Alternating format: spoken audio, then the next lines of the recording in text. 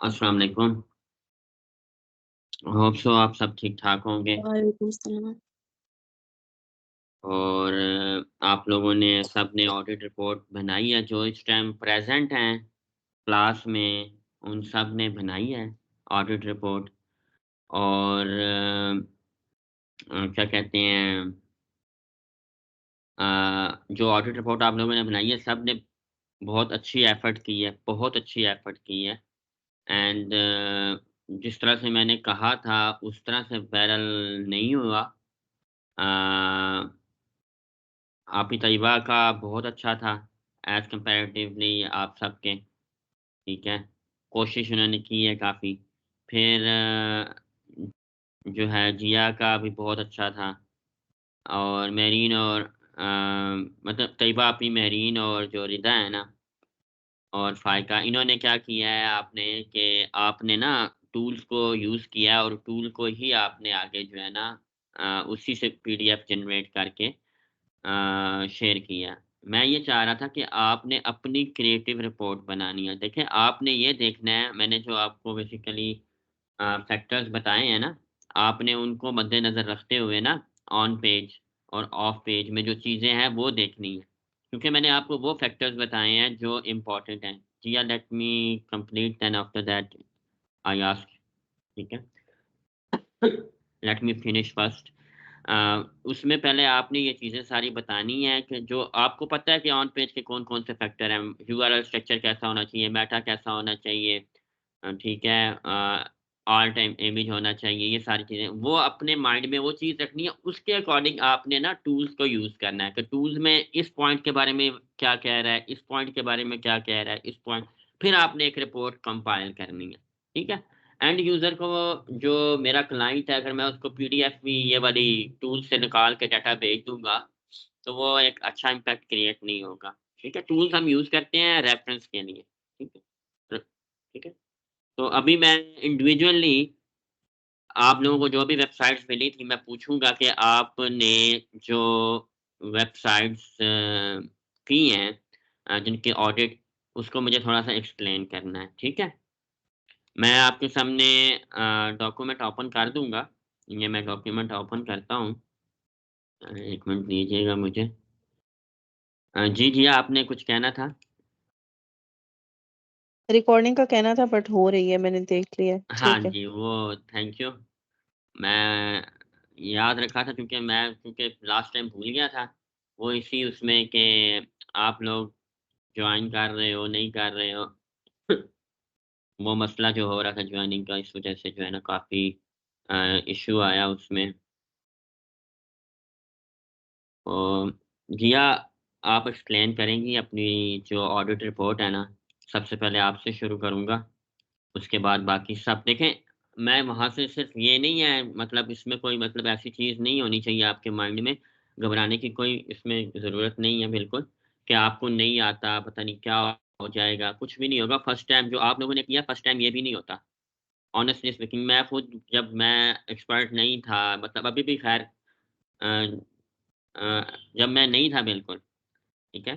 तो एट उस टाइम पे भी मैं ऐसा काम नहीं डिलीवर कर सका जिस तरह से आप लोगों ने अंडरस्टैंड किया और उसको डिलीवर करने की कोशिश की।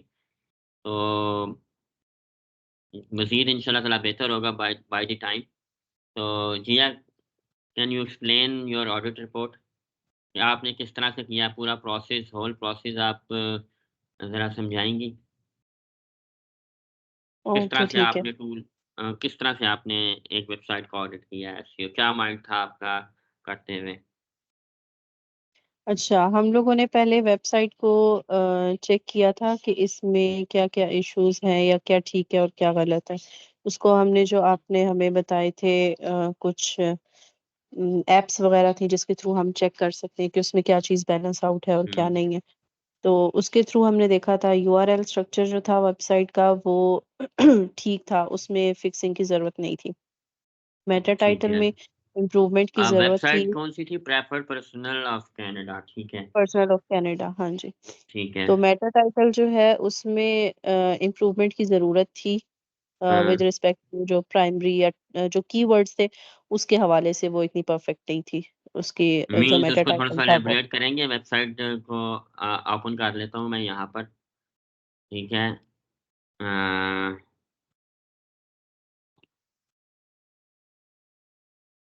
एडमिंटन, क्योंकि इस वेबसाइट पे मैंने काम किया हुआ है पर्सनली ना, सबसे पहला वेबसाइट है जिस पे मैंने काम किया था।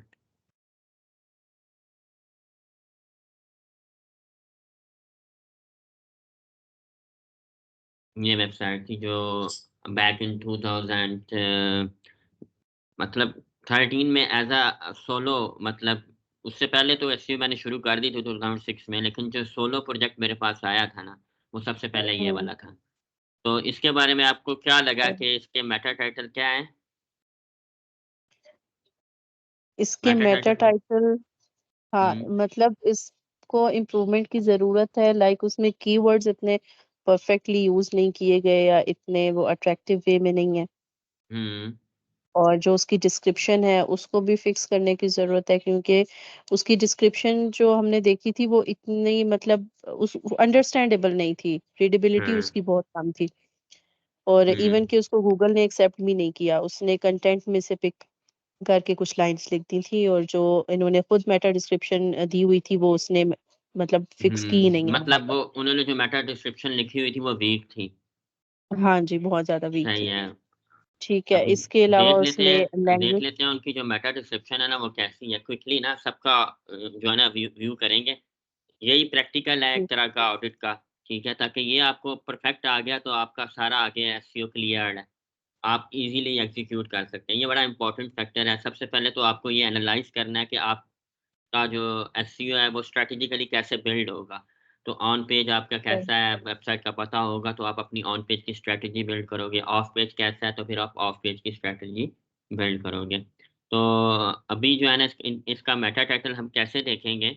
अभी तो यहाँ पे तो हमें सिर्फ़ मेटा टाइटल नज़र आ रहा है ना, ये live in Naini care giver agency in Edmonton child Elder care, ठीक है? ये नज़र आ रहा है हमें मेटा टाइटल। तो मेटा डिस्क्रिप्शन हमें नज़र आएगी, अ, 1 मिनट इसमें, लेट मी चेक।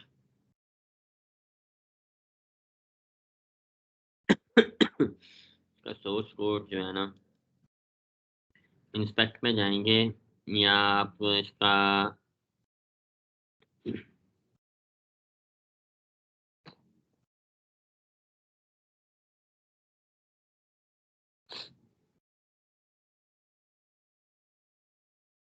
इस सोर्स में जो है ना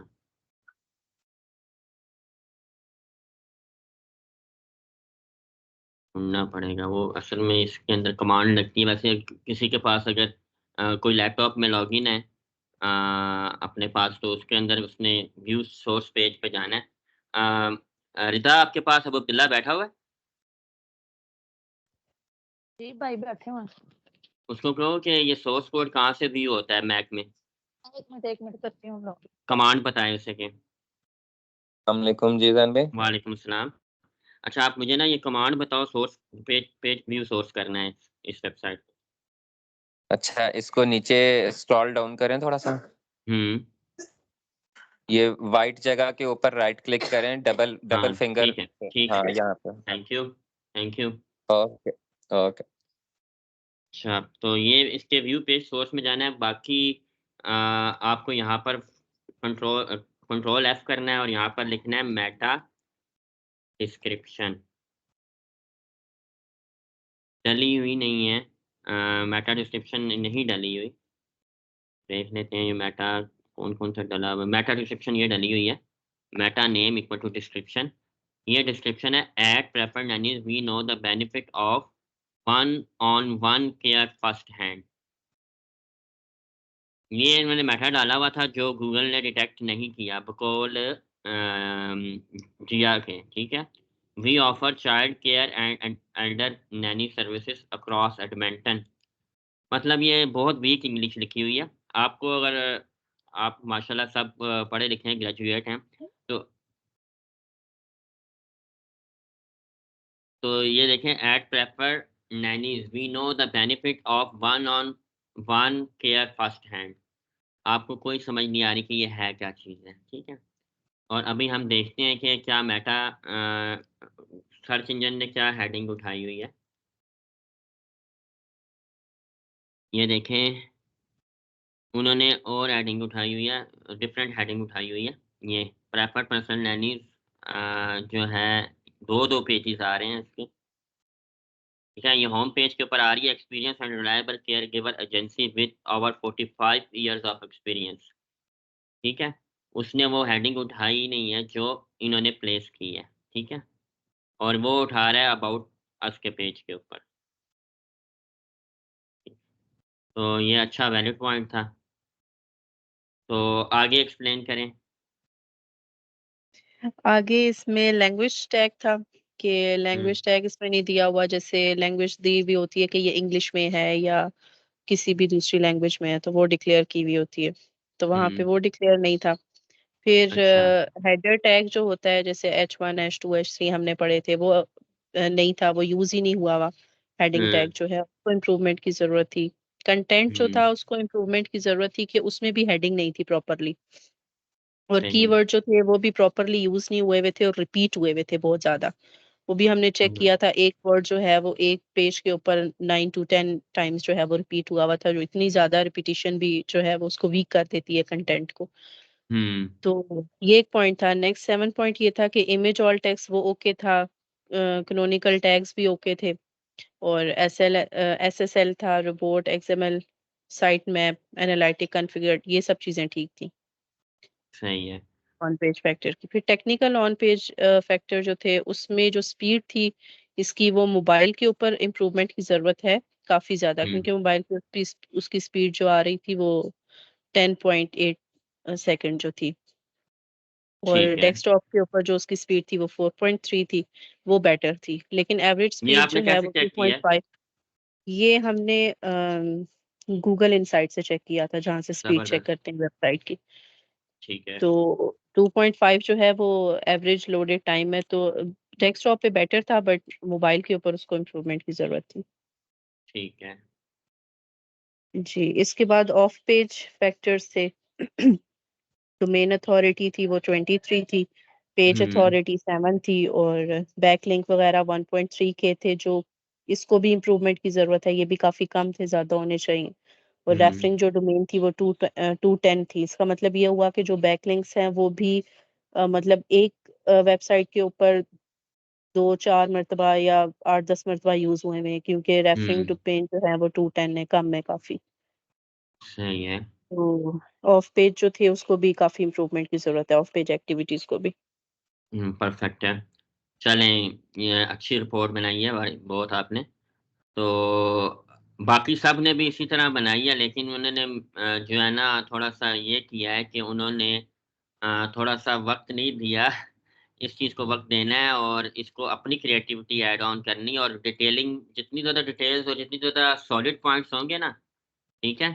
तो वो ज़्यादा कन्विंसिंग होता है ना आपको बताने के लिए कि अ, अब क्लाइंट को अगर मैं वो चीज़ सेंड करूँगा ना, वो कहेगा इसने खाली टूल से जो है ना डाल के रिपोर्ट निकाल के मुझे सेंड कर दी है। उसने प्रॉपर्ली इसको गो थ्रू नहीं किया सारी चीज़ों को।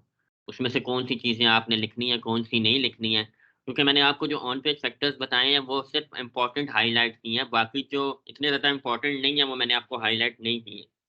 वो बाय द टाइम जब आप प्रैक्टिकल करेंगे, तो ये अभी हमारा प्रैक्टिकल का पहला वो था कि हमने ऑडिट रिपोर्ट बनानी थी, ठीक है? तो ये आप लोगों ने बहुत बेहतर किया है, इसको आप डॉक्यूमेंटेड फॉर्म में किया करें। इंस्टेड ऑफ दैट कि जो आपको डाटा मिल रहा है उसको ही आप आगे फॉरवर्ड कर दें, इस तरह नहीं करना, ठीक है? नेक्स्ट आगे कौन बताएगा? फायका, मेहरीन, रिदा, अब्रिश का तो अब्रिश कह रहा हूँ, सुंदस का मुझे तो आइडिया है, इसको अभी इतनी समझ नहीं आई थी, लेक्चर्स उसके नहीं थे। तो बहरहाल वो जो भी है क्वेश्चन वगैरह आपने करने हैं, ठीक है? बाकी मेहरीन या तैयबा और फ़ायका, इन तीनों में से कौन पहले बताएगा अपना जो ऑडिट रिपोर्ट है? जी भाई, मैं बता देती हूँ।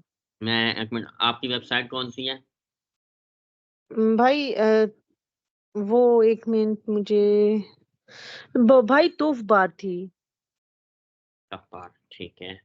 टफ बार बेसिकली ना ये रीबार है, ये जो सरिया यूज़ होता है ना इसका, ठीक है? ये स्टील का और ये होती है फाइबर ग्लास की टॉक पावर।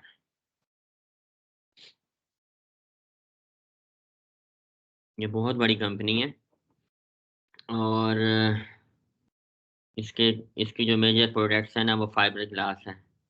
पार्किंग ब्रिजेस के वो बनाते हैं, सारी चीज़ें बनाते हैं। ये आपने टूल में एनालाइज़ की तो आपको अपनी ऑडिट रिपोर्ट सामने ओपन कर सकती हैं, अभी लैपटॉप पे है ना? नहीं भाई, मोबाइल पे। अच्छा, अच्छा। कोशिश किया करें, जिनके पास लैपटॉप है वो लैपटॉप से जॉइन करें, क्योंकि वो बड़ा इफ़ेक्टिव होगा, ठीक है? प्रमाण से कहें जी थोड़ी देर भाई। दे दिया करें लैपटॉप, ठीक है? जी भाई, ठीक है। आपकी ऑडिट रिपोर्ट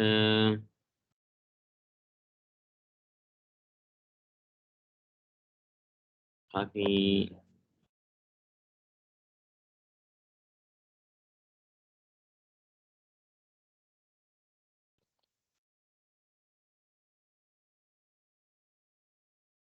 अच्छा, ये ऑडिट रिपोर्ट है आपकी। चलें, इसमें वो आपने जो ऑडिट किया है ना, इसको मुझे जस्ट एक्सप्लेन करना है। बीइंग अ क्लाइंट, आप समझिए आपके सामने क्लाइंट बैठा हुआ है जो आपसे सर्विस गेट करना चाह रहा है एसईओ की, उसको एक्सप्लेन करना है, ठीक है? तो ये आपका जी भाई। ऑडिट रिपोर्ट है, ठीक है? पहले पेज पे ये मुझे बता रहा है ये चीज़, तो इसको आप कैसे एक्सप्लेन करेंगे? भाई, इसमें यही एक्सप्लेन करेंगे कि इसमें पहले हम लोग ऑन पेज फैक्टर्स देखेंगे। इसमें ऑन पेज फैक्टर्स जो है वो ए ग्रेड है, इसमें ए ग्रेड है वो। तो अब इसमें हम नीचे फर्दर देखेंगे कि इसका यूआरएल स्ट्रक्चर इनका ठीक था भाई, उसको इम्प्रूव करने की जरूरत नहीं थी। हुँ, हुँ। फिर उसके बाद हम लोग फिर मेटा टाइटल और डिस्क्रिप्शन देखते हैं, वो भी इनका ठीक था। मेटा टाइटल भी, उनके वर्ड्स भी करेक्टर्स उनके ठीक थे। मेटा डिस्क्रिप्शन के उनके करेक्टर्स भी लेंथ 70 to 160 करेक्टर्स थे, उनको भी इम्प्रूव करने की जरूरत नहीं थी। ठीक है। और इसके बाद फिर आप भाई।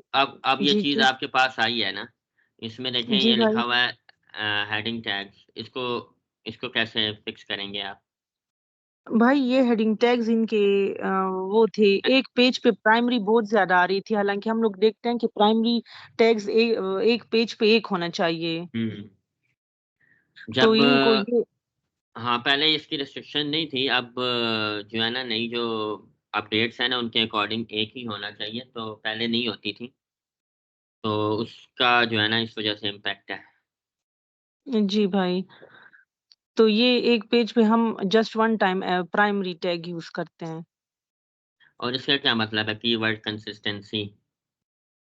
भाई, ये कि इनके कीवर्ड्स जो है उनको सही रैंक नहीं किए गए थे बहुत ज्यादा, मींस एक पेज पे अननेसेसरली उन्होंने ये कीवर्ड्स दिए हुए थे जहाँ पे जरूरत नहीं थी।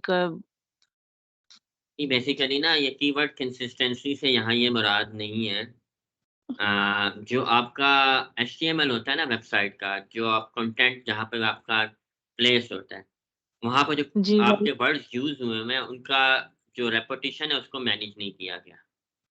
आगे पेज फ्रीक्वेंसी और इस तरह की चीज़ें आ रही हैं, ठीक है? ठीक है, ओके भाई। ठीक है? ये इसका ताल्लुक जी भाई। रैंकिंग से नहीं है, ये बेसिकली वेबसाइट के कंटेंट है ना, ऑन पेज है ना, ऑन जी पेज जी को भाई। बता रहा है, ठीक है? फिर वो आगे बता रहा है ठीक है। अमाउंट ऑफ कंटेंट, कह रहा है कि search engine can interrupt as thin content, मतलब वो कह रहा है कि कंटेंट की लेंथ भी कम है, क्वांटिटी जी भी भाई। कम है और थिन भी है, ठीक है? थिन कंटेंट उसको कहते हैं जो वीक कंटेंट होता है, ठीक है? ठीक है भाई। आगे बाकी और सारे फैक्टर्स अप हैं, ठीक है? जी भाई, ये सारे तो ठीक है, इनको इम्प्रूव आप करने। मुझे बताएँ बीइंग एसईओ सर्विस आपने अगर प्रोवाइड करनी है तो आपकी स्ट्रैटेजी क्या होगी अब? सॉरी भाई, नहीं समझी। मैंने कहा अब आपने सारे फैक्टर्स देख लिए हैं ना ऑन पेज भी और ऑफ पेज भी, जी जी। ठीक है? और आपको पता है कि क्या-क्या इसमें कमियाँ हैं, क्या-क्या चीज़ें करनी हैं, तो सबसे पहला एक्शन आपका क्या होगा एग्ज़ीक्यूट करने के लिए? भाई, हम इनको इम्प्रूव करने की कोशिश करेंगे, हम इनका पहले ऑडिट रिपोर्ट खुद बनाएंगे। नहीं ऑडिट रिपोर्ट बन गई है ये, ठीक है? अब ऑडिट जी रिपोर्ट जी। बन गई है, आपने ये बना दी, ठीक है? अब इसका नेक्स्ट स्टेप जी क्या होगा? एग्ज़ीक्यूशन क्या होगी? यानी कि आप इसको फिर किस तरह प्लान आउट करेंगे? आपके पास आप ऑडिट रिपोर्ट आ गई है, क्या इसमें कमी है क्या इसमें कमी-पेशी है, उसको कैसे एड्रेस किया जाएगा? उसका नेक्स्ट फेज़ क्या होगा? मतलब आपके माइंड में क्या आता है कि नेक्स्ट हम इसको कैसे स्टार्ट करेंगे?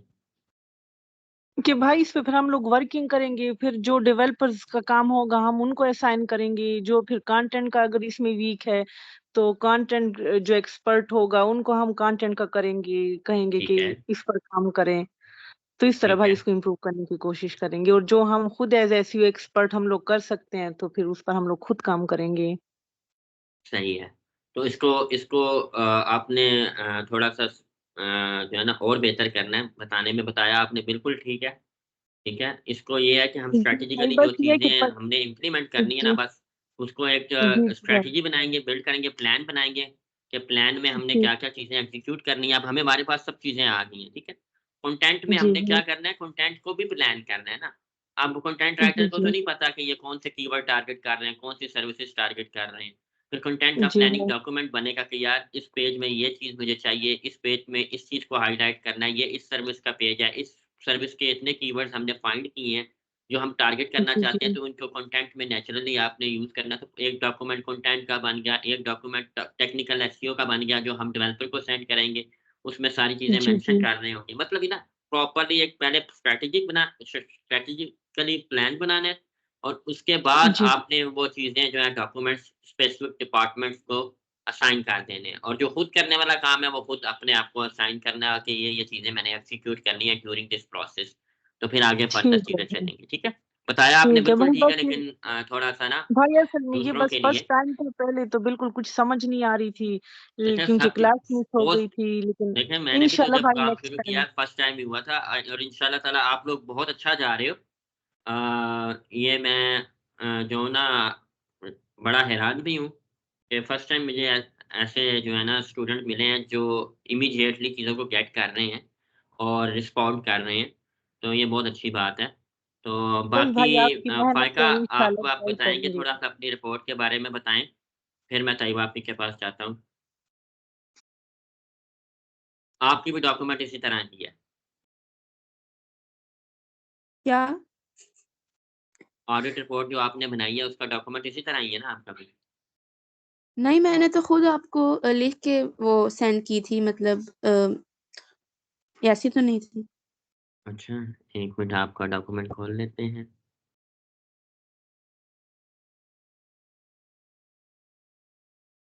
समझ आया था आपको?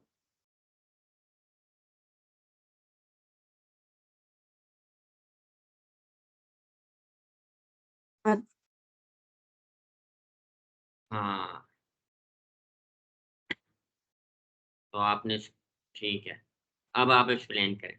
BP automation. जी, सबसे पहले इस वेबसाइट में ना ये था कि जो टाइटल टैग था, जो टाइटल था, वो वेबसाइट का हुँ, बहुत लॉन्ग था, जो कि शॉर्ट होना चाहिए। वो कैरेक्टर्स पे पूरा नहीं था, मतलब कैरेक्टर्स 10 से 70 कैरेक्टर्स तक होने चाहिए टाइटल के। वो हुँ, उससे हुँ, ज़्यादा था, तो उसको शॉर्ट करना होगा, मतलब उसको शॉर्ट करने की ज़रूरत है। ठीक है। वो बहुत लॉन्ग। और उसके अंदर और कोई उसके चीज़ बाद ऐड जो ऑन था करने की कि ज़रूरत तो नहीं थी? नहीं, मतलब सिर्फ़ ये होता है उसकी ना जो कि लेंथ थी ना, वो ज़्यादा थी। हाँ, चलें आपको पता है ना प्राइमरी कीवर्ड मैनेज करने होते हैं। तो अगर लेंथ कम करें जी, तो हमें किस तरह मैनेज करेंगे प्राइमरी कीवर्ड? तो वो एक एग्ज़ाम्पल आपने देनी होती है, ठीक है? वो जो आप एग्ज़ीक्यूशन रिपोर्ट में ठीक बनाएँगे, ठीक है? तो ठीक नेक्स्ट ठीक है, नेक्स्ट आपने लिखा है लिंक है। बिल्डिंग ये strategy is not good. Link building, ये तो ऑफ पेज का था कि जो लिंक बिल्डिंग स्ट्रेटजी है वो गुड नहीं है, क्योंकि हुँ, उसकी ना हुँ, उसमें उसका जो ग्रेड था वो बहुत ही कम था। तो उस पे भी वर्क सही। करना है कि इसके जो ऑफ पेज लिंक्स हैं या जो चीज़ें हैं वो बिल्कुल हुँ, सही नहीं थी, तो उस पे बहुत ठीक है, ज़्यादा इम्प्रूवमेंट की ज़रूरत है। परफेक्ट हो गया। और उसके बाद जो H1 टैग्स होते हैं, यानी कि मेन हेडिंग टैग्स होते हैं ना, उनका हुँ, हुँ, बार-बार यूज़ था, क्योंकि हर पेज पे एक से ज़्यादा बार यूज़ था। हालाँकि हर पेज पे सिर्फ़ एक टाइम ही यूज़ होना चाहिए H1 टैग्स का। हाँ, परफेक्ट है, लेकिन वो डुप्लीकेट यूज़ था, तो उसको भी कम करना है, उसको भी कम करने की ज़रूरत है। सही है। एच-1 एक दफ़ा क्यों यूज़ करते हैं? मतलब एक तो गाइडलाइन है, ये तो मैं समझ गया। उसकी रीज़न क्या है कि हुँ, अगर मैं 2 एच-1 यूज़ कर क्यों लेता हूँ, तो मेरी वेबसाइट को क्या होगा? मसला होगा कोई? ये होता है कि जब बार-बार एक ही ट चीज़ रिपीट करेंगे तो वो अनअट्रैक्टिव हो जाएगा, आई थिंक, कि यूज़र के लिए नहीं, भी, कि नहीं, बार-बार एक ही हेडिंग, मेन हेडिंग असल जो में ये है चीज़ उसकी। मैंने आपको मतलब एक्सप्लेन उस वक़्त इसलिए नहीं की थी, कि आप कंफ्यूज ना हो जाए H1 ये हम्म, है क्या वन टाइम, मैंने बस आपको सरसरी बताया था। ओके और ये जो आप बता रही हैं ना, ये बेसिकली रेपिटेशन ऑफ वर्ड के ऊपर बता रही है कि आप एक वर्ड, एक जी फ्रेज़ बार-बार नहीं यूज़ करते। ये बेसिकली टैग होता है, ठीक है? जो मतलब आप कह लें सेट ऑफ इंस्ट्रक्शन होता है इन एचटीएमएल, जो बेसिकली सर्च इंजन रीड कर रहा होता है, ठीक है? अगर सिंपल अल्फाज में हम इसको देखें ना, सिंपल वर्ड्स में हम अगर इसको अगर देखें, जी तो ये बेसिकली सर्च इंजन इसको रीड कर रहा होता है और सर्च इंजन को पता होता है H1 उस पे लगा हुआ है जो आपका इम्पोर्टेंट टाइटल है या जो आपका पेज, उससे असेस करता है कि ये आपका पेज किस बारे में है। मतलब कोई भी सर्विस का पेज है या प्रोडक्ट का पेज है, व्हाटएवर कोई भी पेज हो सकता है आपका, वेबसाइट का होम पेज हो सकता है।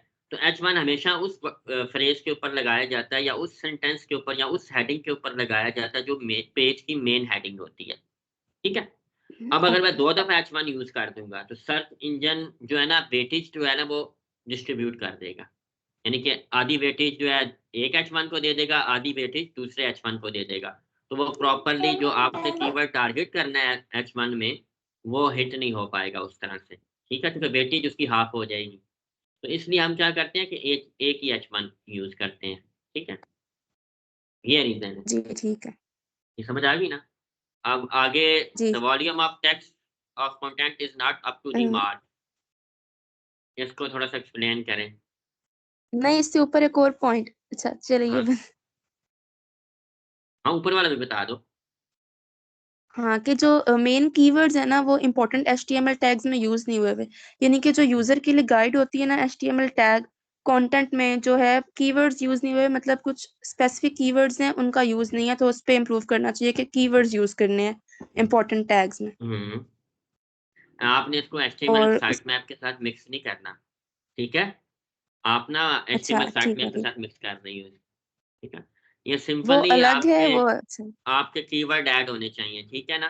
कंटेंट के अंदर, वेरी ठीक है सिंपल, ठीक ठीक है? जो भी आप चीज़ वेबसाइट पर डाल रही हो, तो वो ऑब्वियसली कोडिंग के अंदर ही लिखी जा रही है ना। वेबसाइट का जो पेज है, वो कोडिंग कोडिंग से बना है, मतलब सिंपल अल्फाज में, ठीक है ना? कोडिंग से बना है, ठीक है? एचटीएमएल जी बेसिकली ये मार्कअप लैंग्वेज है, ठीक है? ये कोडिंग लैंग्वेज है। आप लोग कॉलेज, यूनिवर्सिटीज़ में इसको पढ़ते हैं। आपने माइट भी छोटी क्लासों में एचटीएमएल का पढ़ा भी हो, हाइपरटेक्स्ट मार्कअप लैंग्वेज जो है, ये पढ़ा होगा आपने छोटी क्लास में। ओके तो ठीक अभी तो ख़ैर आप बायो है आपकी, तो इस है वज़ह से मैं ज़्यादा फ़ोर्स नहीं कर रहा। तो ये आपको बस पता होना चाहिए कि एचटीएमएल है क्या? क्योंकि कोडिंग तो आपने करनी नहीं है। आप मार्केटर हो, ठीक है? तो आपको बस इतना पता होना चाहिए कि कीवर्ड आपके कंटेंट में होने चाहिए, दैट्स इट, ठीक है? ओके अच्छा इसके बाद जो है कि वॉल्यूम जो टेक्स्ट का कंटेंट का जो टेक्स्ट है ना मतलब कंटेंट का वॉल्यूम बहुत कम है उसका टेक्स्ट बहुत कम है उसको हमें इंक्रीज करना चाहिए मतलब जो हुँ, एक होना चाहिए ना कंटेंट वो नहीं है बहुत कम है सही है। मतलब हेल्दी अमाउंट में कंटेंट नहीं है और हेल्दी कंटेंट नहीं है, यूज़र के लिए जी प्रॉपर वॉल्यूम उसका इन्फॉर्मेशन नहीं है। पूरा नहीं सही है, जी ठीक है। और जो आई फ्रेम्स है ना उसका यूज जो है गुड आई हाँ, फ्रेम्स का यूज जो है ना कंसिडर्ड गुड नहीं किया जाता मतलब और यहाँ पे ना बहुत सारे यूज हुए हैं अगर ना भी हुँ, यूज हो तो कोई बात नहीं लेकिन इस वेबसाइट में बहुत ज्यादा थे तो उनको कम करना चाहिए खत्म करना चाहिए सही है। चलो ये मैं आपको बात इसके बाद बताऊँगा, ये आपका वैसे है नहीं है टेक्निकली। आपने सिर्फ़ डेवलपर को सेट ऑफ इंस्ट्रक्शन देनी होती हैं। एक तो ये लोडिंग टाइम के लिए भी वो होता है और दूसरा सर्च इंजन इसको जी लाइक नहीं करता। ठीक है? आगे आगे क्या लिखा हुआ है? Phone number and address are not phone available number on the page, so the business address and phone number should be mentioned. नहीं है इसका जी एड्रेस की दिया जो हुआ? नहीं यही था कि उसका एड्रेस ना जो बिजनेस एड्रेस है और वो नहीं है अच्छा, ये ठीक है। अ ठीक है फ़ाइका, फ़ोन नंबर तो मेंशन है, ठीक है? और कॉन्टैक्ट अस नहीं पे चले लेकिन जाते हैं, टूल में नहीं आ रहा है ना, देखें मैं ये आप टूल के साथ-साथ ना मैनुअल भी चेक करते हैं, ठीक है? ओके हमेशा ठीक टूल पे रिलाई नहीं करना आप 100%। इसलिए ना ठीक हम मैंने जो आपको टूल्स बताए थे ना 6-7 टूल्स, तो हम ना मल्टीपल टूल जी यूज़ करते हैं, क्रॉस वेरीफाई होती हैं चीज़ें उसमें, ठीक है? ठीक है? जी बहुत अच्छा आपने रिपोर्ट को मेंटेन किया है, ठीक है? और इंशाल्लाह आगे और बेहतर होगा। अब तैयबा भी आप इंशाल्लाह। बताएँ? जी भाई। अब मेरी जो आपका है वो वो ऑडिट, हाँ जी, मेरी जो जी, आपने ऑडिट रिपोर्ट बनाने के लिए दी थी वो ऑकलैंड स्टार मूवर्स की थी, न्यूजीलैंड जी। कंपनी की ना। हुँ, ठीक है, उसमें जो सबसे पहले जो उन्होंने बताया हुआ था कि उसका जो है, जो हमारा पेज है, वो बेटर रिकमेंडेशन है उसकी ना, वो बी लिखी हुई है। अच्छा। ठीक है। क्या है वो? रिकमेंडेशन में क्या है कि इसका जो ऑन पेज है, लिंक है, यूजेबिलिटी है, परफॉर्मेंस, जो परफॉर्मेंस है वो बी ग्रेड है, यूजेबिलिटी ए दी गई है, लिंक्स जो है वो एफ है, और ऑन पेज जो एसईओ है वो ए प्लस है। ठीक है। और इसमें जो है वो उन्होंने बताया है कि इसमें ऐड किया हुआ है इन्होंने, ऐड H1 हेडर टैग ना इसमें अच्छा, यूज किया गया है। अच्छा। ठीक है। हाँ, वो जो है लिंक बिल्डिंग स्ट्रेटजी जो है ना वो भी उनकी अच्छी है। ठीक है। ऑन पेज जो हमारा एसईओ है वो वेरी गुड है, इसलिए इसको जो है वो ए प्लस दिया गया है। टाइटल टैग इसमें प्रॉपर यूज किया गया है, वो ओके है, क्योंकि वो अकॉर्डिंग टू जो हमारी लेंथ है उसकी वो 10 to 70 के दरमियान कैरेक्टर है। ठीक है। अच्छा, ये जो आपने और लिखा यूज़ेबिलिटी, डिवाइस जी रेंडरिंग और ये जी जी, इसमें क्या ग्रेडिंग है? ए ग्रेडिंग है? इसमें जो है वो, ये जो है डिवाइस रेंडरिंग की जो है वो उन्होंने आई बताई हुई थी, यूजेबिलिटी की बताई हुई है उन्होंने ए ठीक ग्रेडिंग। है, ठीक है। यूजेबिलिटी जो है वो ए ग्रेडिंग है, लेकिन उसके अंदर जो डिवाइस रेंडरिंग है ना वो आई है, आई स्कोर दिया गया है उसको ना। नहीं, नहीं आई नहीं है, आई का मतलब होता है इन्फॉर्मेशन, वो आप उस पे क्लिक करते हैं तो आगे वो टूल में इन्फॉर्मेशन दे रहा होता है उस चीज़ की, ठीक है? आई इज़ ठीक नॉट है। Rating, okay? ठीक यूज़ेबिलिटी है, बेसिकली यूज़ेबिलिटी में क्या-क्या चीज़ आती है? यही आता है, वेबसाइट की यूज अ यूज़ेबिलिटी मोबाइल मैं कहता हूँ व्यू ना, पोर्ट। आपने कहा ना वेबसाइट की यूज़ेबिलिटी ए है, तो हाउ यू डिटरमिन दैट कि यूज़ेबिलिटी ए है? वो हम इसी तरह कौन से बता सकते हैं फैक्टर कि होते हैं? उसमें डिवाइस रेंडरिंग है, use a mobile view port, ठीक है, वो ओके है, फ्लैश यूज ओके है। नहीं, मुझे सिंपल अल्फाज़ में समझाइए, मैं एंड यूज़र हूँ ना, मैं क्लाइंट हूँ हम्म। ना आपका। मुझे बताएँ जी वेबसाइट की अच्छा यूज़ेबिलिटी अच्छा, जो है वो जो आपने हमने हमें जो आपने बताया है कि जी आपका जो व्यू टाइम होता है, जो ओपन करने का, वेबसाइट को ओपन करने का टाइम है, वो जितना मिनिमम होगा और जितनी जल्दी वो खुलेगा वो इसकी यूटिलिटी है। हाँ, कह सकते हैं। वो कह सकते हैं कि जितना जल्दी खुलेगा उतना वो आपके लिए इजी है कि वो जो है ना, वो तो वेबसाइट देखने स्पीड वाला हो गया ना, व्यूअर है। वो तो हाँ जी। एक्सेसिबिलिटी में आ जाता है ना। वेबसाइट हम्म। की स्पीड है, जल्दी एक्सेसिबल है चीज़ें, ठीक है? वो एक्सेसिबिलिटी में आ गया। यूज़ेबिलिटी क्या होती है? नीचे आपने लिखा हुआ ना, this check visual demonstration how your hmm. Page render on different devices, means कि आपका जो पेज है, जो आपकी वेबसाइट है वो रिस्पॉन्सिव है। हमने एक फैक्टर पढ़ा था ना, रिस्पॉन्सिव हाँ, वेबसाइट होनी रिस्पॉन्सिव। चाहिए, जी ठीक है? जी। तो आपने चीज़ें ना समझ के करनी है, ठीक ठीक है? है। और आपने रिपोर्ट बड़ी डिटेल में बनाई है, ज़बरदस्त किया है आपने। और चीज़ों को ना मतलब तसल्ली से देखना है, घबराने की कोई ज़रूरत नहीं है, नहीं आ रहा, नहीं आ रहा, नहीं आ रहा तो क्या हो गया, दोबारा कर लेंगे, ठीक है? सही। लेकिन लेट डाउन नहीं करना, आखिरी हद तक कोशिश करें। अब यूज़ेबिलिटी है ना, आपको समझ नहीं आ रहा कि यूज़ेबिलिटी में कौन-कौन से फैक्टर्स होते हैं, कि क्या-क्या चीज़ें देखी जाती हैं वेबसाइट की, कि यूज़ेबिलिटी किन चीज़ों पे मेज़र की जाती है, मतलब क्या चीज़ है, क्या चीज़ है? अब यूज़र को तो आपने हुँ, बताना है ना कि ये क्या चीज़ है, ठीक है? तो उसको आपको खुद ही नहीं पता होगा तो फिर यूज़र को कैसे बताएँगे? उसको ग्रेडिंग से कोई लेना-देना नहीं है, ठीक है? उसको बिल्कुल, वर्किंग से है कि कौन से फैक्टर आप मुझे एड्रेस करके दो, ठीक है? तो सही। अब जो है ना, आपको फ़र्ज़ करें एक चीज़ समझ नहीं आ रही ना, आप गूगल करें इसको, ठीक है? आपको अब सर्चेज़ ठीक करना है, आती है ना, कैसे आप यूज़र सर्च, आप खुद सर्चिंग करें, ठीक है? जब ठीक। आप लोग खुद सर्चिंग करोगे ना तो आपकी लर्निंग ज़्यादा स्ट्रॉन्ग होगी। मैं आपको एक चीज़ बताऊँ, आप 10 चीज़ें आगे से लर्न करनी चाहिए आपको, ठीक है? सही।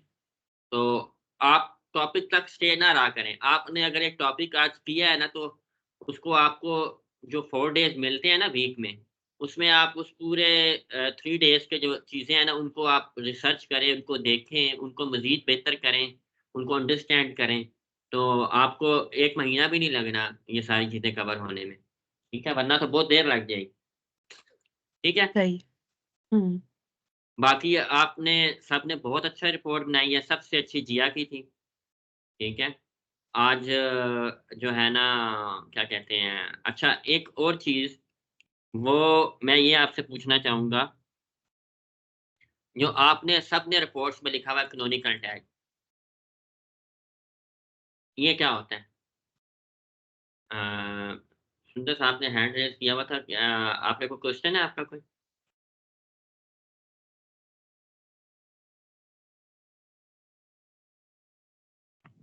अस्सलाम वालेकुम। वालेकुम अस्सलाम। मैं ये कह रही थी कि मैंने ये किया था ना, ये जो रिपोर्ट आपने बनाने को दी हुई हुँ, थी, हुँ। डिटेल में जी, तो जी। नहीं इतने किया था, बट रात को काफ़ी लेट फ्री हुई थी, तो मैं हुँ, गेस्ट हुँ। आपको पता है हुए हैं, तो जी, मैं जी। फिर वो लेट करके मैंने ओपन की थी, बट मैंने उसको डिटेल में अलग से ना भी इसको मतलब आपको भेजी नहीं है करके, सही है, अपने अभी आइडिया तो हो शॉप। गया है ना कि मतलब क्या-क्या हाँ चीज़ें जी, मैंने इनको बताई हैं इनकी रिपोर्ट्स देख के। हाँ आप भी शेयर जी, कर दीजिएगा ना जब आपने बना ली तो वो फिर मैं आपको ना जी। फीडबैक दे दूँगा उसके। तो वो मैं कह रही मैं आपको उस डॉक्यूमेंट में ही करके भेज दूँ?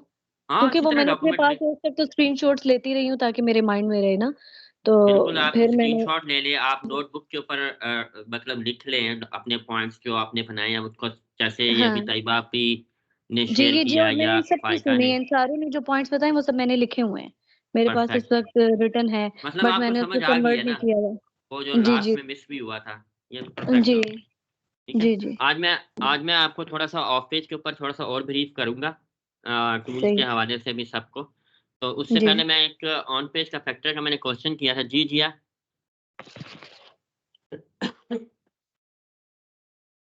कैनोनिकल टैग क्या है?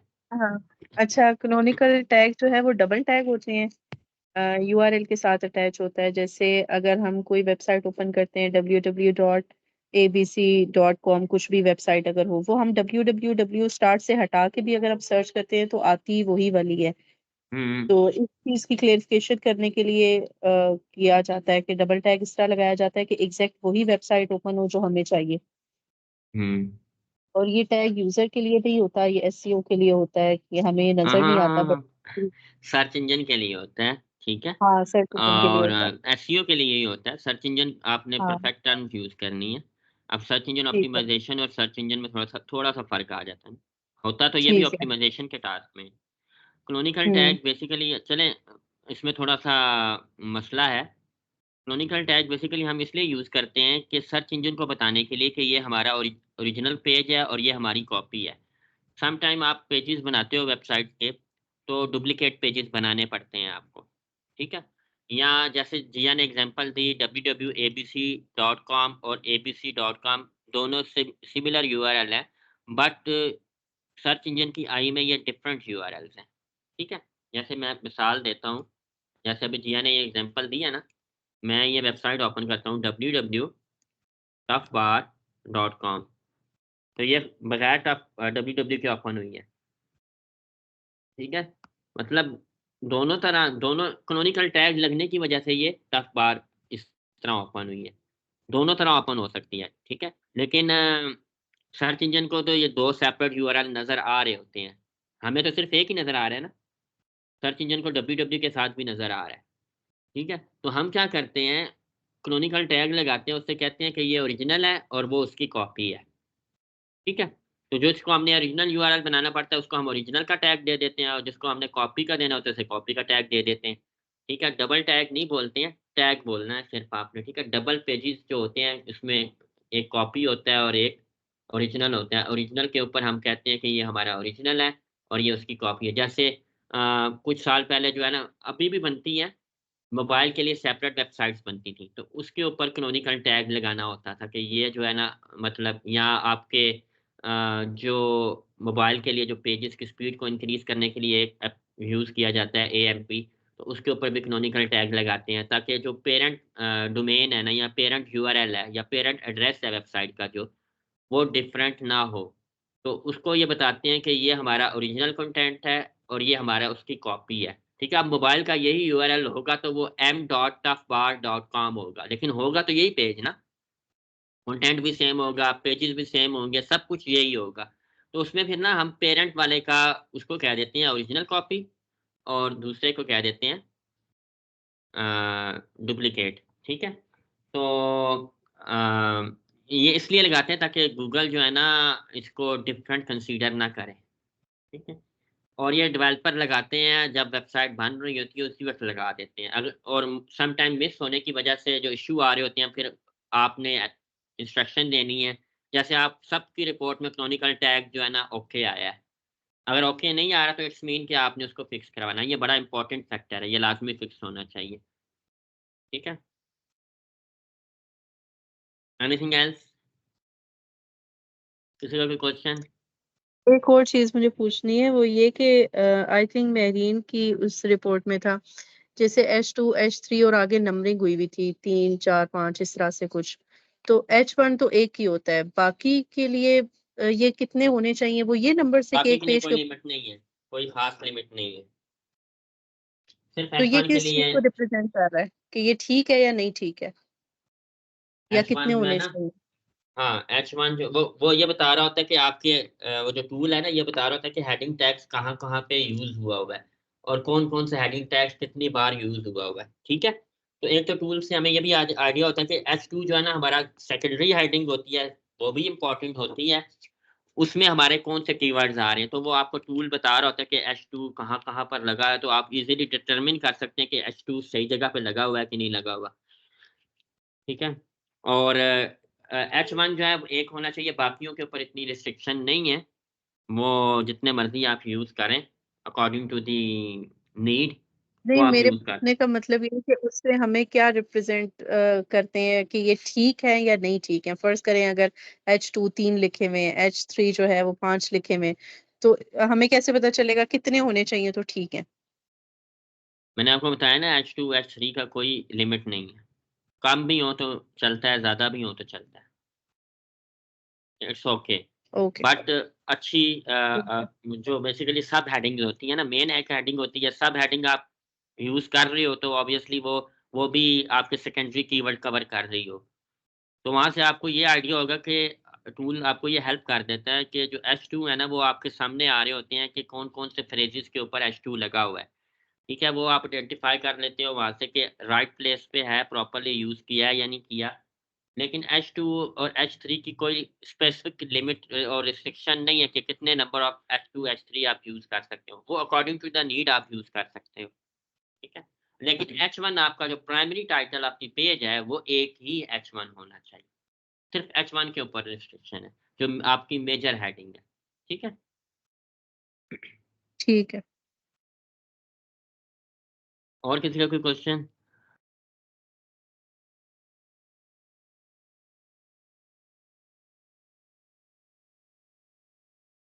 कोई नहीं, क्वेश्चन नहीं है? हाँ जी, नहीं। फ़ायका। जी, फ़ायका। ये एक चीज़ मैंने पूछनी थी कि ये हमने पहले पढ़ा था टेक्निकल्स में रीडायरेक्शंस 301 जी। और ये रीडायरेक्शन 302 तो ये हम कहाँ पे यूज़ करते हैं? ये हम कैनोनिकल टैग्स में यूज़ करते हैं या ये मतलब ये इनका सेपरेट ये हम सेपरेट एक चीज़ है ना, मतलब canonical tag is a different thing और 301 और 302 इज़ द डिफरेंट थिंग। 301 हम उस जगह पे यूज़ करते हैं, जहाँ पर हमने अपना यूआरएल नया बनाया और पुराने वाले को ख़त्म कर दिया। मीन्स कि अगर आप फ़र्ज़ करें कि लेट्स से ये एप्लीकेशन का पेज था, ठीक है? फ़र्ज़ करें ये मैंने ख़त्म कर दिया, ठीक है? और जी उसकी जगह मैंने लिख दिया बीपी ऑटोमेशन सॉरी टफ बार एप्लीकेशन। मैंने चेंज करके एप्लीकेशन से टफ बार एप्लीकेशन लिख दिया, ठीक है? तो जी चेंज हो गया ना? अब पुराने वाला तो डिलीट हो गया पेज, ठीक है? हुँ अब पुराने वाला पेज माइट भी हो सकता है वो आपका रैंक हुआ हो, सर्चेज़ में आ रहा हो, यूज़र उसके ऊपर सर्च करके आ रहा हो।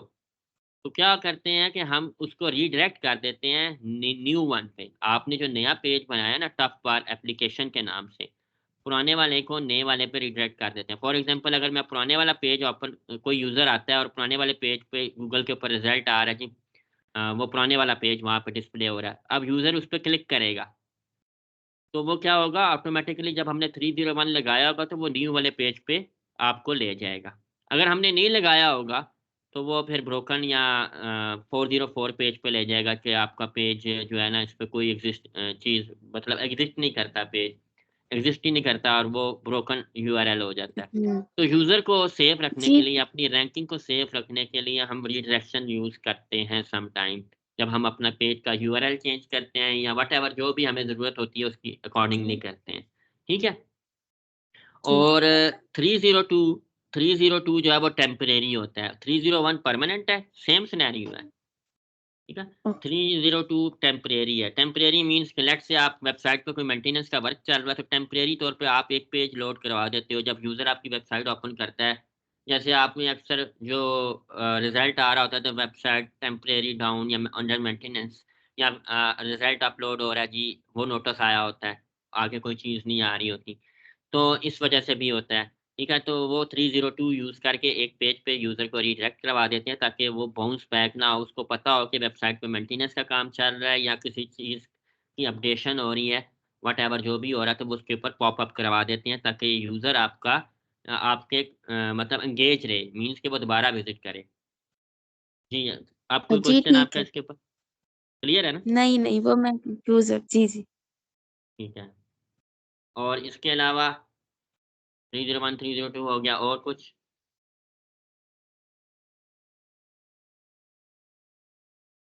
जैसे ऑडिट रिपोर्ट आप लोगों ने पहला प्रैक्टिकल टास्क किया है, इसको मैं मज़ीद आपको बेहतर करने के लिए आपको मज़ीद कुछ बताऊँगा। आप लोगों को टूल्स मैंने बताए हैं सारे, ठीक है? अब आप लोगों को मैं एक एक्सटेंशन बताता हूँ, क्रोम की एक्सटेंशन है। मोबाइल वाले तो यूज़ नहीं कर पाएँगे, लेकिन अंडरस्टैंड तो कर लें, जब भी लैपटॉप या डेस्कटॉप आपके पास घर में है, उस पे आप कर सकते हैं, वो ईज़िली हो जाएगा, ठीक है? एक्सटेंशंस में जाना है, क्रोम एक्सटेंशन के अंदर आपने सर्च करना है एसईओ, बल्कि गूगल पे सर्च कर लेते हैं डायरेक्ट ताकि आप कन्फ्यूजन ना हो। एसईओ स्वैग, ये टूल है एसईओ का, ये बड़ा इफ़ेक्टिव टूल है और बड़ा मतलब क्विकली आपकी हेल्प करता है। एसईओ स्वैग आपने गूगल पे सर्च करना है और आपको ये डायरेक्ट लिंक मिल जाएगा, आपको लंबी-चौड़ी चीज़ों में नहीं पढ़ना पड़ेगा। इसको मैं ऐड करता हूँ, इसको ऐड एक्सटेंशन करता हूँ, ठीक है? ये मैंने टूल इंस्टॉल कर लिया, ये मैंने पिन कर लिया टॉप पर। अब मैं आपको बताता हूँ, ये हमारे मतलब क्विक इनसाइट्स देता है एसईओ पॉइंट ऑफ व्यू से ना, जब हम रिपोर्ट्स बना रहे होते हैं या हम क्लाइंट से या किसी से फर्स्ट टाइम बात कर रहे होते हैं, वो अपनी वेबसाइट शेयर करता है, तो हम quickly with the help of this tool हम स्टैट्स उसको बताते हैं कि यार तुम्हारी वेबसाइट में ये इशू है, ये चीज़ें कम है, ये नहीं है, ये हैं, तो हम क्विकली बता देते हैं, ठीक है? अब जैसे ये वेबसाइट है टफ बार, ठीक है? अब मैं इसको फ्रेश करता हूँ, तो ये आप पूरी स्टैट्स आ रही है। गूगल के ऊपर इसके इतने पेजेस इंडेक्स हैं, ठीक है? ये एससीएम रश में इसके इतने 615 बैकलिंक्स आ रहे हैं, ठीक है? इसकी सब डोमेन बैकलिंक 18.3 के आ रहे हैं, ठीक है? वो होम पेज के हैं और ये सब डोमेन्स के हैं। फिर इसका रैंक आ रहा है, एससीएम रश का रैंक, मतलब डिफरेंट वैल्यूज़ आ रही हैं जो आपके लिए हेल्प आउट होंगी, ठीक है? इसमें समरी रिपोर्ट पे क्लिक करेंगे, तो ये आपके पास एक समरी रिपोर्ट आ जाएगी, ठीक है? ये पेज इन्फो आ गई, अब डायग्नोज में क्लिक करेंगे, तो ये आपको बताएगा कि इसके 16 कैरेक्टर्स हैं, यूआरएल के ऑप्टिमल है, मीन्स के फाइन यूआरएल है, ठीक है? अगर इश्यू होगा तो वो आगे आप टिप्स पे क्लिक करेंगे तो वो आपको गाइड देगा, पूरी गाइड देगा, ठीक है? कि किस तरह का यूआरएल होना चाहिए, तो आपको यहाँ से भी काफ़ी सी इन्फॉर्मेशन गैदर कर सकते हैं आप, ठीक है? Canonical tag is set for page and link is working fine। फिर टाइटल बता दिया ओके है, फिर उसने कहा मेटा डिस्क्रिप्शन जो है ना वो ये है, फिर उसने बताया हेडिंग टैग H1 एक है, H2 7 है, H3 इतने हैं, देखें H1 एक ही लगा हुआ है। अब ये देखें H1 कहाँ पे लगा हुआ है, ये बता दिया उसने। हम अगर देखें कि जैसे जिया ने पूछा था कि H2 मल्टीपल टाइम्स अगर यूज़ हुआ हुआ है तो हम कैसे उसको आइडेंटिफ़ाई कर सकते हैं। बेसिकली यहाँ से हम देख सकते हैं कि ये प्रॉपर लगा हुआ है कि नहीं लगा हुआ है, इस जगह लगना चाहिए था कि नहीं लगना चाहिए था। तो वो चीज़ें आप देख सकते हैं, ठीक है? इसी तरह वो इमेजेस का क्विकली ये आपके पास सारी रिपोर्ट आ गई है, ठीक है? रिपोर्ट्स है, एक्सएमएल है, लैंग्वेज है, डॉक टाइप है, फिर सब चीज़ें उसने क्विकली बता दी हैं, ठीक है? अब आपने किसी के साथ इसका कंपेयर करना है किसी और कंपैटिटर के साथ तो वो आप कर सकते हैं। अब इंटरनल पे मैंने क्लिक किया, इसके इंटरनल पेजेस जो है ना वो सारे आ जाएँगे हमारे पास। अब एक-एक इंडिविजुअल पेज की हमने स्टैट्स देखनी है, वो आपको बताना शुरू कर देगा, ठीक है? इस इंडिविजुअल पेज के कितने बैकलिंक हैं, तो वो सारे इसके 5 बैकलिंक्स हैं, ठीक है? तो ये सारी डिटेल हमें क्विकली ऑन मतलब मिल के आएगी, ठीक है? ये टूल आपको समझ आया? ये ईज़ी है ना?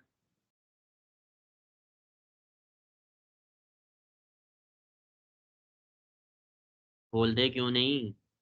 बोला करें, नहीं तो नासिर बदनी आ जाएगा। नहीं, नहीं समझ आ रहा है भैया। ठीक है। अच्छा आप ना बोला करें प्लीज़ जब मैं पूछा करूँ ना समझ आया है? क्योंकि मैं वेट कर रहा होता हूँ, ठीक है? तो आज चूँकि रिपोर्ट रिव्यू और बाकी चीज़ें काफ़ी लेंथी हो गई हैं, तो अभी ये टूल आपने प्रैक्टिकली आपने यूटिलाइज़ करना है और ये हमारी हेल्प इस तरह भी करता है लेट्स से आपने चेक करना है उम, आपका कनाडा का क्लाइंट है, आप चेक करना चाहते हो उसकी वेबसाइट कनाडा में कहाँ पे रैंक करती है। जैसे मैंने अभी एडमंटन नैनीज़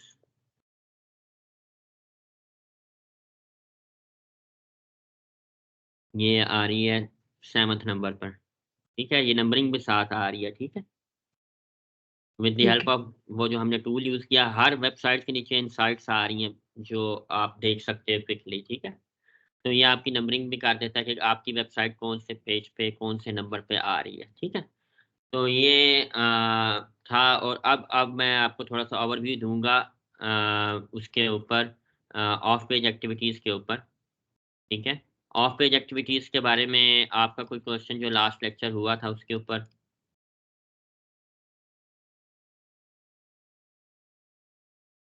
हुँ?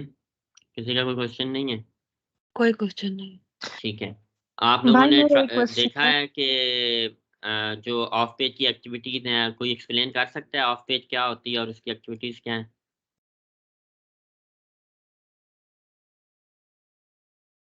ऑफ पेज जो है ना वो बेसिकली ये होता है हमारा रेफरिंग डोमेन होती है ना बैक लिंक जो हम जनरेट करते हैं अपने एसईओ को यानी अपने ऑन पेज को बेहतर बनाने के लिए उसको इम्प्रूव करने के लिए जो है ना वो हम यूज करते हैं ऑफ पेज उसके ऑन अंदर हम पेज को बेहतर बेसिकली कैसे बनती है ऑफ पेज से? यानी कि हमारी जो ऑन जो है ना एसईओ होती जो है ना उसको बेहतर करने के लिए ऑफ पेज यूज करते हैं उसमें हम लिंक लगाते हैं बैक लिंक लगाते हैं नहीं रेफरिंग ऑफ पेज से ऑन पेज कैसे बेहतर होती है? ऑन पेज हमारी एसईओ बेहतर होती है ना कहने का मतलब ये है नहीं कैसे बेहतर होती है? मीन्स कि वो तो जी फायका आप बताएँ? जी मतलब कि जितने ज़्यादा लिंक्स होंगे ना बैक लिंक्स होंगे उतना ज़्यादा यूज़र्स जो है हमारी वेबसाइट को मतलब यूजेबिलिटी उसकी ज़्यादा होगी उतने ज़्यादा लोग उसे ओपन कर सकेंगे और उसके यूज़ में आएंगे जितने ज़्यादा हम लिंक्स जनरेट करेंगे डिफरेंट डोमेन्स पे तो हाँ, चलें जितने ज़्यादा ये भी लिंक्स एक होंगे मैंने पॉइंट रख लिया। उतना ज़्यादा महरीन आप बताएँ? हम्म, हम्म।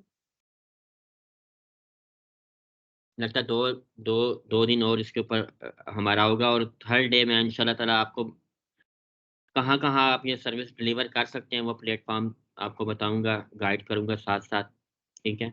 जी मेरीन आप बताएँ? जी। जी भाई भाई असल में ऑफ पेज तो वो है कि जब हम किसी वेबसाइट के लिए काम करते हैं तो उसे हम ऑफ पेज कहते हैं और इसमें हम डिफरेंट एक्टिविटीज परफॉर्म करते हैं और उनका मकसद यही होता है कि किसी हम लोग वेबसाइट के वेबसाइट लिए को नहीं, अपनी प्रमोट करें वेबसाइट के लिए किसी वेबसाइट पे काम करते हैं, ठीक किस है? जी भाई ठीक है। और इसमें भाई हम डिफरेंट प्लेटफॉर्म्स पर जाके अपने वेबसाइट को डिस्कस करते हैं और उनका लिंक जनरेट करते हैं जिसे हम लोग हुँ, बैक लिंक्स या लिंक बिल्ड करना कहते हैं एग्ज़ैक्टली। और इसमें हम जी भाई और इसमें हम लोग किसी भी क्रेडिबल सोर्स पे जाके हम लोग अपनी वेबसाइट का लिंक जनरेट करते हैं और हम लोग जाके देखते हैं कि वो जिस पर हम लोग अपना बैक लिंक जनरेट कर रहे हैं वो एक क्रेडिबल सोर्स हो और वो एक अथॉरिटेटिव वेबसाइट हो और क्वालिटी हो उसकी क्योंकि इसका अगर आउटस्टैंडिंग, वो बैड रिसोर्स हुआ तो उसका हमारी वेबसाइट पर नेगेटिव इम्पैक्ट क्रिएट होगा और ये आउटस्टैंडिंग और ये हम लोग डिफरेंट टूल्स के थ्रू चेक कर सकते हैं, जैसे मोस्ट टूल है, मोस्ट टूल के थ्रू हमें पता चल जाता है कि इसकी डोमेन अथॉरिटी कैसी है, पेज अथॉरिटी कैसी है, और इसका स्पैम स्कोर जो है वो 20% से ज्यादा नहीं होना चाहिए। ये सब हम मोस्ट टूल के थ्रू यूज कर चेक कर सकते हैं। आउटस्टैंडिंग, आउटस्टैंडिंग, ब्रिलियंट, बहुत ज़बरदस्त और एक्सप्लेन किया आपने। ठीक है जी भाई, जी। और इसके हुजैफ, अलावा भाई आपने कुछ कहना? हैंड असल में रेज है ना, तो इसलिए मैं पूछ रहा हूँ।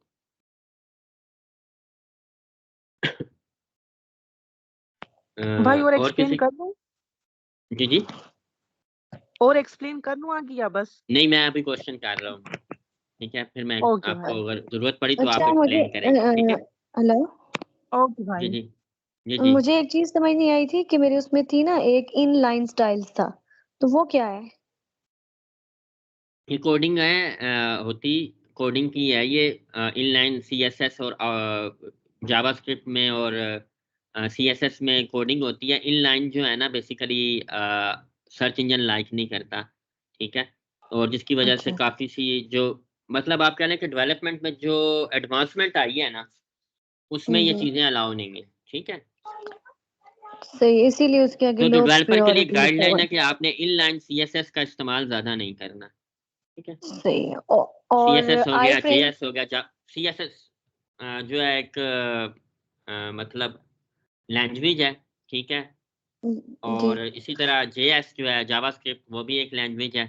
ठीक है, तो हम्म, बेसिकली इनलाइन जो है वो स्टैंडर्ड के अगेंस्ट है। दैट्स वाई पहले इनलाइन यूज होती थी वो, अब वो स्टैंडर्ड के अगेंस्ट है। ठीक है, सही है। इसमें इससे ज़्यादा हमें जानने की ज़रूरत नहीं है, क्योंकि हम डेवलपर नहीं है। ठीक है। और एक पॉइंट आ रहा था रिमूव आई फ्रेम्स, तो आई वो भी फ्रेम्स क्या यही होते हैं? चीज़ है। चूंकि जावास्क्रिप्ट जब ज़्यादा यूज़ होती है, तो आई फ्रेम्स वगैरह जितनी भी है, ये डेवलपर को हमने गाइडलाइन करना होता है कि ये यूटिलाइज आपने कम से कम करना है। ठीक है, जहाँ पर जी। नहीं ज़रूरत वहाँ पर आप ना इसको यूज़ करें, जिसकी वजह से ठीक। स्पीड इफेक्ट होती है काफ़ी, और बहुत से एलिमेंट्स हैं इसके। ठीक है, ठीक। ये टेक्निकल एसईओ के अंदर आ जाएगा, और ये चीज़ें हम अपने डेवलपर से फिक्स करवाएंगे। ठीक है, जी। ठीक।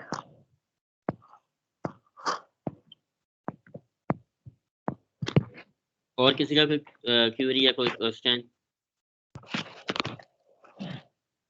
भाई मेरा एक क्वेश्चन है कि हम लोग वो जब ऑफ पेज एक्टिविटीज मैं देख रही थी, तो उसमें भाई वो नीचे फॉरम कमेंटिंग आ रहा था, हम्म, और ये गेस्ट पोस्टिंग इसकी समझ नहीं आ रही थी।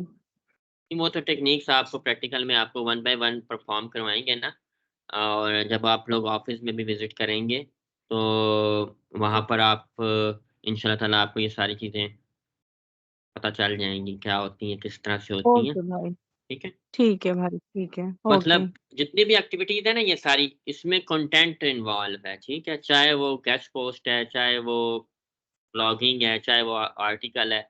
अब आप गेस्ट पोस्टिंग से जी थोड़ा-सा वो हो रहे होंगे कि ये गेस्ट पोस्टिंग क्या चीज़ है? अब नाम से ज़ाहिर है। ठीक है, अब मेरी वेबसाइट है, फ़र्ज़ करें आपकी एक वेबसाइट है।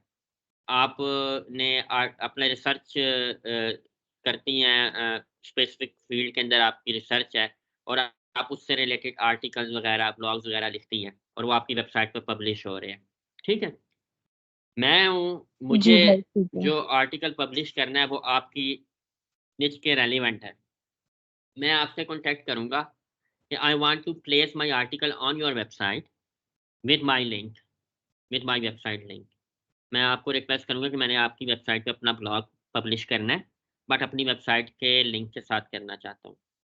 वो आप मुझे अलाउ करेंगी, तो वो गेस्ट पोस्ट होगी। ठीक है? अगर नहीं ओके करेंगी, या भाई, आप कहेंगी कि जैसे अब पेड गेस्ट पोस्टिंग होती है कि अगर आपने एक ब्लॉग पब्लिश करना है, एक लिंक लगाना है, तो $100 लूँगी, या व्हाटएवर $90 इस तरह चार्ज करते हैं लोग। अपनी वेबसाइट जो बड़ी-बड़ी गेस्ट पोस्टिंग की वेबसाइट्स हैं जो अलाउ करती हैं, अगर आप पब्लिश करना चाहते हैं अपना आर्टिकल या अपना कोई भी पीस ऑफ कंटेंट, तो अपनी वेबसाइट के लिंक के साथ, तो वो आपको चार्ज करते हैं। ठीक है? ओके भाई। क्लियर हो गया? चलें जी भाई वो क्लियर फिर हो मैं गया। आपको बताऊंगा कि हम किस तरह से आउटरीच करते हैं इनको और किस तरह से हम अपनी स्ट्रैटेजी में यूज़ करते हैं। ज़्यादा नहीं यूज़ करते हैं हम ये चीज़ गेस्ट पोस्टिंग, ज़्यादा हम यूज़ करते हैं article sharing, blog posting, question answer sharing, ठीक है, इन्फोग्राफिक शेयरिंग, स्लाइड शेयर हम यूज़ करते हैं ज़्यादा।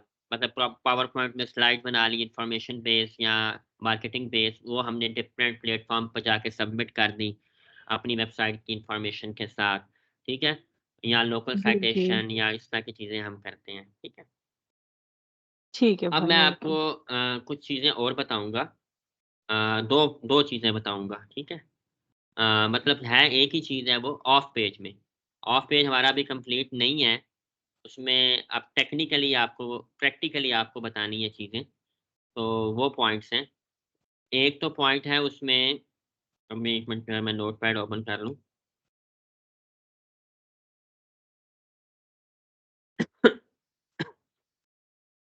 एक पॉइंट है उसमें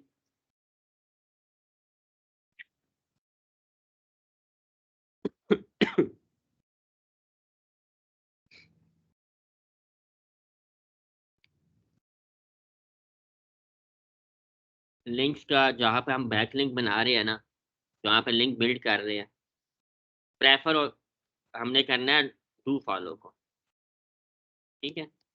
बाकी सेकंड टाइप होती है नो फॉलो,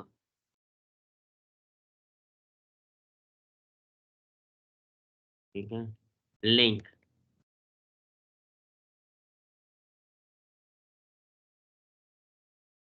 ये है क्या चीज़? अब मैं थोड़ा सा एक्सप्लेन करूँगा।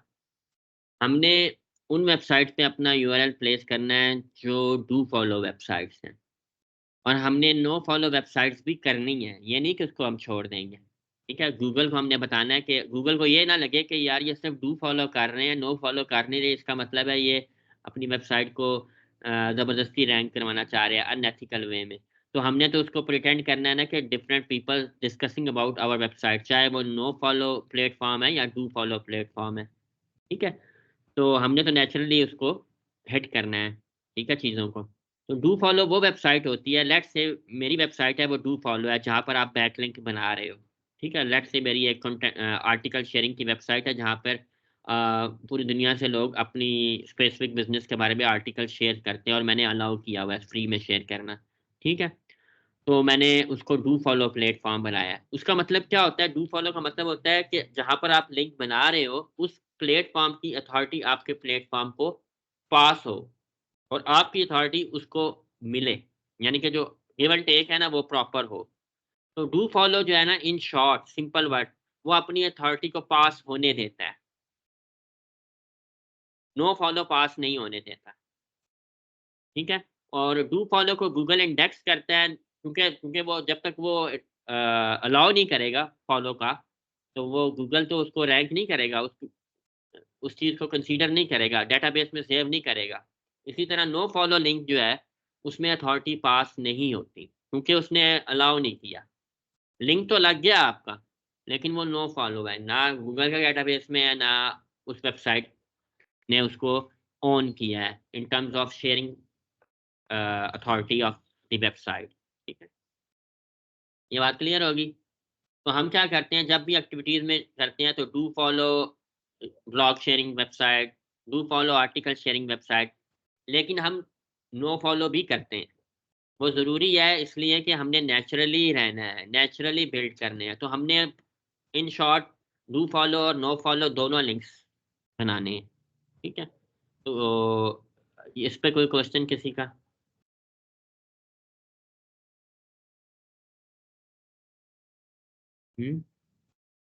नो। क्लियर है ये? जी भाई। तो चले कल की क्लास में, चूँकि वो चीज़ें काफ़ी सी हैं, कल हम कंप्लीट कर देंगे एसईओ, और उसके साथ हम यूट्यूब का एक इंट्रोडक्शन करेंगे, ठीक है। यूट्यूब के इंट्रोडक्शन के साथ बाकी चीज़ें हम जो है ना वो आपको मैं नेक्स्ट वीक का टास्क भी दूँगा, एसईओ और ऑफ पेज दोनों से रिलेटेड, ऑन पेज और ऑफ पेज से रिलेटेड। जी फाइका, आप क्या कह रही थी? आदम शोर नहीं। जी फाइका? जी मैं कह रही थी कि ये जो है कि डू फॉलो लिंक्स में ये अपनी अथॉरिटी प्रोवाइड करता है, इसका क्या मतलब है? मतलब कि मतलब अथॉरिटी हमारी वेबसाइट को ये प्रोवाइड करेगा। अथॉरिटी पास होने देता है। मतलब जब हम कहीं पे हाँ, अपना पास ऑन बैकलिंक बनाते हैं ना, हम क्यों क्रेडिबल प्लेटफ़ॉर्म को सर्च करते हैं? मतलब जिसकी डोमेन अथॉरिटी भी अच्छी हो, पेज अथॉरिटी भी अच्छी हो, जैसे मेहरीन ने बताया, फेम स्कोर भी कम से कम हो। वहाँ पर जब हम लिंक जनरेट करते हैं ना, तो उस वेबसाइट के ऊपर जब अप्रूव हो जाता है वो हमारा लिंक, यानी कि वो एक्सेप्ट कर लेता है और वहाँ पे हमारा ब्लॉग या आर्टिकल पब्लिश हो जाता है, जिसकी अंदर हमने अपनी वेबसाइट का लिंक दिया हुआ था। तो वो क्या होता है, उस हुँ, प्लेटफ़ॉर्म ने एक्सेप्ट किया, उसकी जो अथॉरिटी होती है, जो वेटेज होती है, वो पास ऑन हो रही होती है हमारी वेबसाइट के ऊपर वाया लिंक। इसको हम लिंक ड्यूस बोलते हैं। एक प्लेटफ़ॉर्म से दूसरे प्लेटफ़ॉर्म पर जो अथॉरिटी पास हो रही होती है। अब देखो मैं किसी चीज़ को ऑन करता हूँ, मैं कहता हूँ फॉर एग्ज़ाम्पल ये अच्छा बंदा है, तो क्रेडिबिलिटी पास हो रही हुँ, है मेरी उस बंदे तक, ठीक है ना? तो जी, ये क्रेडिबिलिटी इस तरह से पास हो रही होती है, ठीक है? तो एक वेबसाइट के ऊपर जो अच्छा तरीकाकार ये है ना कि आप एक वेबसाइट को 2 से 3 दफ़ा यूज़ करें, इससे ज़्यादा ना यूज़ करें, स्पेसिफ़िक मतलब वेबसाइट कि के अलावा। 2-3 क्योंकि दफ़ा आप लिंक्स जब उस पे बार-बार हम लिंक पेस्ट देखें। करेंगे ना, तो फर्स्ट टाइम आपको 100% अथॉरिटी पास होगी, सेकंड टाइम आपको might be 50% authority pass, third time 25%, fourth time might be 0 हो जाए। क्योंकि उसके बाद जितनी भी लिंक आप बिल्ड करेंगे कोई फ़ायदा नहीं है। जैसे जिया ने रिपोर्ट बताया कि 1000 प्लस लिंक हैं, बैक लिंक बने हुए हैं। लेकिन रेफरिंग डोमेन कितनी है? 200। मतलब 200 वेबसाइट पे जब उसने 1300 बैक लिंक बनाया, तो मीन्स कि एक website around about 5 to 6 time use हुई होगी या इससे भी ज़्यादा यूज़ हुई होगी। ठीक है? तो उसका फ़ायदा ही नहीं ना बैक लिंक का। आप एक जी, वेबसाइट 3 टाइम्स से ज़्यादा मत यूज़ करें। ठीक है? आप नई वेबसाइट फाइंड करो, क्रेडिबल वेबसाइट, वो आपको इंशाल्लाह ताला प्रैक्टिकल क्लास में जो अप्रोच फर्स्ट के सीईओ हैं, वो मार्केटिंग टीम को मैनेज करते हैं, वो आपको प्रॉपर गाइड करेंगे कि किस तरह से बैकलिंक जो है ना बनते हैं और किस तरह से हम नए जो वेबसाइट हैं सर्च करते हैं बैकलिंक्स बनाने के लिए। तो ओके। इंशाल्लाह ताला जो फ्यूचर की क्लास होंगी, जो हुँ, प्रैक्टिकल की, उसमें वो आपको गाइड करेंगे इसी क्लास के अंदर इंशाल्लाह ताला, ठीक है? हुँ, ओके। और किसी का कोई क्वेश्चन? तो अब ये वाइंड अप करते हैं। कल की क्लास जो है उसमें मैं आपको मोज़ टूल यूज़ करना, उसकी भी एक्सटेंशन आपको इंस्टॉल करके बताऊँगा और डिफरेंट टूल्स के ऊपर हम गो थ्रू करेंगे और आपके जो क्वेश्चंस वगैरह होंगे, पीछे जितने भी रह गए हैं, वो आपने करने हैं। कल मैं आपको मोज़ टूल के ज़रिए बताऊँगा कि हम अथॉरिटीज़ कैसे चेक करते हैं, पेज अथॉरिटी होगी, डोमेन अथॉरिटी होगी, ठीक है? और इस तरह की चीज़ें हम कैसे देखते हैं और फिर उसके बाद हम यूट्यूब का इंट्रोडक्शन करेंगे और आपके क्वेश्चन जितने भी हैं वो एड्रेस करेंगे, ठीक है?